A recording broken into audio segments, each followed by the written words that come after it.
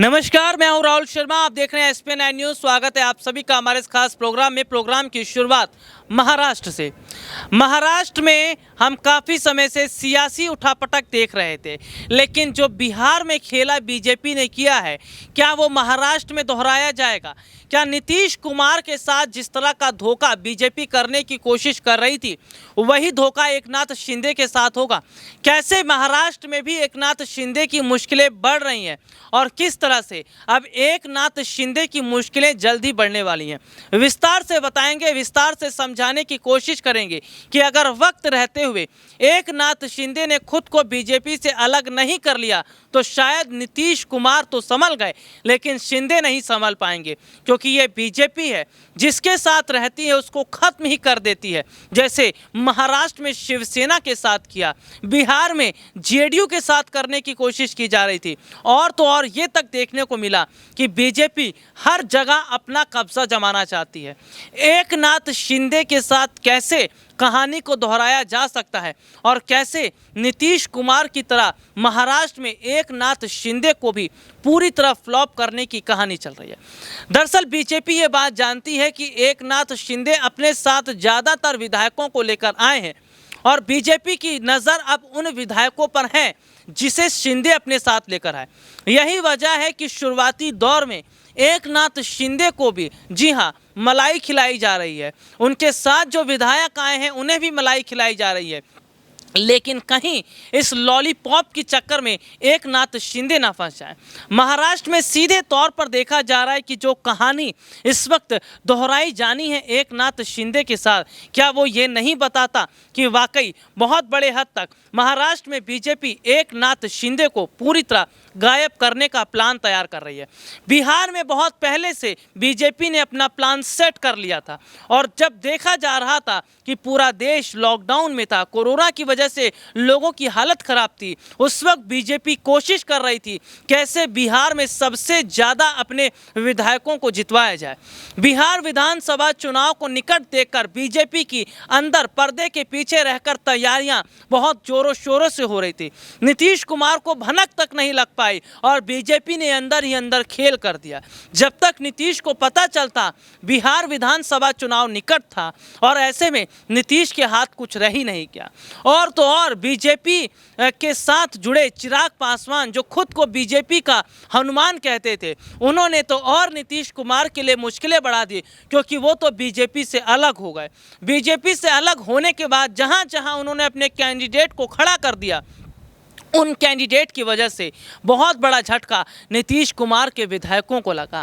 एक तो बीजेपी ने पर्दे के पीछे रहकर खेल काफ़ी रचा, और चिराग पासवान के अलग होने से नीतीश को जो झटका लगा, उसके बाद पूरी तरह से सहम गए नीतीश कुमार। अंदर ही अंदर, जी हाँ, खिसियानी बिल्ली की तरह खंबा नोचे होने वाला काम होने लगा। कुछ कर भी नहीं सकते थे, कुछ कह भी नहीं सकते थे। इसीलिए मन बना लिया कि भाई वो मुख्यमंत्री पद पर नहीं रहेंगे। बीजेपी की बड़ी भूमिका बिहार में रही, क्योंकि उनके विधायकों का संख्या बल ज़्यादा था, लेकिन नीतीश कुमार को किसी तरह बीजेपी ने प्यार से सहला कर, फुसला कर कहा कि मुख्यमंत्री कुर्सी पर बैठिए, डरने की जरूरत नहीं है। नीतीश कुमार भी मना नहीं कर पा रहे थे और आखिरकार बैठ गए, लेकिन उन्हें पता नहीं था कि अब तो खेल शुरू हुआ है और कहानी अब जाकर ख़त्म होती है। जी हाँ, बिहार में बहुत पहले से बीजेपी अंदर खाने काम कर रही थी। वो ऐसा चेहरा ढूंढ रही थी जो बिहार में उनके लिए काम कर सके, और वो चेहरा था आरसीपी सिंह का। आरसीपी सिंह के जरिए बिहार में जेडीयू के विधायकों को तोड़ने का काम किया गया। यहाँ तक की खबर तो ये भी सामने आई कि जेडीयू के विधायकों ने इस बात का खुलासा किया है कि उनको मैसेज आते हैं, फ़ोन आते हैं, और बाकायदा ये कहा जाता है कि अगर आप हमारे साथ आकर मिलते हैं तो कई करोड़ों रुपए तो दिए जाएंगे, इसके साथ ही साथ मंत्री पद का ऑफर भी दिया जाएगा। ये बात जो मैंने कही है, यहाँ से अब आप महाराष्ट्र में चले आइए। इसी तरह का खेल खेला गया था शिवसेना के साथ, जी हाँ, एकनाथ शिंदे के साथ, क्योंकि बीजेपी ने इसी तरह का लालच दिया था एकनाथ शिंदे को और शिंदे गुट के विधायकों को। हमने देखा था कि शिंदे गुट के विधायक जिस तरह रातों रात, जी हाँ, गुजरात पहुंच जाते हैं, और तस्वीर सबने देखी थी कि गुजरात पहुंचने के बाद तो पूरा बीजेपी का कब्जा ही था। बीजेपी ने मन बना लिया कि जब तक विधायकों का समर्थन हम नहीं जुटा लेंगे तब तक एकनाथ शिंदे और उनके विधायकों को महाराष्ट्र नहीं जाने देंगे। बीजेपी ने एकनाथ शिंदे और उनके विधायकों का दिल जीत लिया और तो और काफ़ी खर्चा भी किया गया। जी हाँ, जिस तरह से हमने देखा कि कभी गुजरात तो कभी गुवाहाटी और कभी गोवा, और जिस तरह से आए दिन खाना बन रहा था, आए दिन जिस तरह की पार्टीज हो रही थी, केक कट रहे थे, तमाम तरह से जश्न मनाया जा रहा था, ये सब ऐसे ही नहीं, इसके लिए खर्चा होता और बीजेपी ने खर्चा किया भी था ताकि एकनाथ शिंदे और शिंदे विधायकों का दिल जीता जाए। इसी तरह बिहार में भी करने की कोशिश की जा रही थी, लेकिन ईमानदारी भी एक चीज़ होती है, ये जेडीयू के विधायकों ने बता दिया। ये बात बहुत बड़ी बात है कि जेडीयू के विधायक बिके नहीं, ना पैसों के लिए ना पद के लिए। नीतीश कुमार के साथ खड़ा रहना, यानी कि उनका ये मानना था कि नीतीश जहाँ रहेंगे वहाँ वो जाएंगे, अगर विपक्ष तो विपक्ष, अगर सत्ता पक्ष तो सत्ता पक्ष।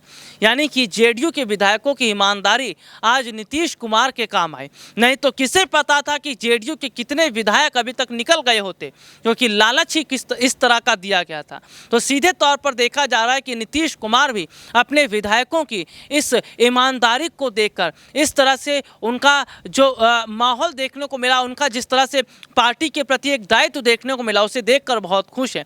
तो जिस तरह महाराष्ट्र में खेला किया गया, बिहार में भी वही करने की कोशिश की जा रही थी, लेकिन यहाँ पर हम देख रहे हैं कि बिहार में नीतीश कुमार तो संभल गए, लेकिन एकनाथ शिंदे नहीं संभल पाएंगे। अगर वो बीजेपी की चालाकी को नहीं समझ पाते हैं तो, क्योंकि एकनाथ शिंदे के साथ जो विधायक आए हैं, बीजेपी ये पूरी कोशिश कर रही है कि उन विधायकों को अपने साथ ही मिला लिया जाए, यानी पूरी तरह उनका बीजेपी में विलय हो जाए। और ज़्यादातर विधायकों का अगर बीजेपी में पूरी तरह विलय हो गया तो शिंदे तो कहीं कहीं नहीं रहेंगे, ना घर के ना घाट के। शिवसेना छोड़कर ही इसीलिए आए थे, कहीं ऐसा ना हो कि पद के चक्कर में अपनों का साथ चला जाए, लालच के चक्कर में अपनों का साथ चला जाए। बीजेपी एक ऐसी पार्टी है जो अपने सहयोगियों को समय समय पर नुकसान पहुंचाती रही है। जैसे कि पंजाब में हमने देखा कि अकाली ने बीजेपी से खुद को अलग कर लिया, और हमने महाराष्ट्र में भी देखा बीजेपी से शिवसेना ने खुद को अलग कर लिया।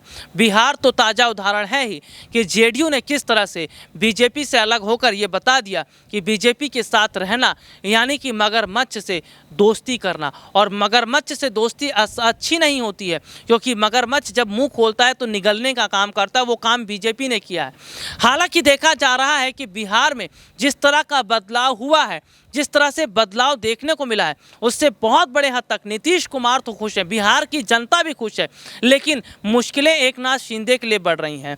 नीतीश कुमार ने मौका देकर, तजुर्बा देकर काम तो किया, लेकिन एकनाथ शिंदे सीएम पद का लालच उन्हें मिला है, सीएम कुर्सी मिली है, लेकिन बीजेपी जहां तक सोच रही है वो बात शिंदे नहीं समझ पा रहे। तो क्या वक्त रह के हुए वो बीजेपी से खुद को अलग कर लेंगे, और क्या वक्त आ गया है कि जिस तरह बिहार में हुआ है उसको देखकर एकनाथ शिंदे संभल जाएं, क्योंकि यही वक्त है। और समझदार को इशारा काफ़ी होता है, क्योंकि जो ना समझे वो अनाड़ी है, और एकनाथ शिंदे काफ़ी तजुर्बेदार हैं, उन्हें चीज़ों के बारे में पता है। तो वक्त देखकर अब उन्हें फैसला करना है कि बीजेपी के साथ रहना है या फिर वाकई अलग हो जाना है। आज के लिए इतना ही, आपसे फिर दोबारा मुलाकात होगी, तब तक के लिए इजाज़त दीजिए, नमस्कार।